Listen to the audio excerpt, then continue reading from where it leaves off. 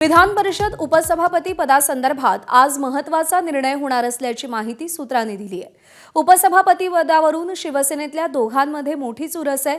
उपसभापती पदासाठी चंद्रकांत रघुवंशी आणि कृपाल तुमाने यांच्यामध्ये चढाओढ आहे।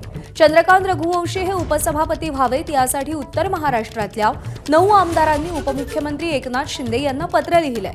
परंतु या आधीचा अनुभव पाहता एकनाथ शिंदे धक्कातंत्र वापरून पुन्हा वेगळ्याच आमदाराला हे पद देखील देऊ शकतात। त्यामुळे उत्सुकता अधिक वाढली आहे। दरम्यान उद्या दुपारी 1 वाजता उपसभापती पदाची निवडणूक होणार असून आज दुपारी 12 वाजेपर्यंत उमेदवारी अर्ज दाखल करण्याची वेळ आहे, तर दुपारी 1 वाजेपर्यंत छाननी होणार आहे।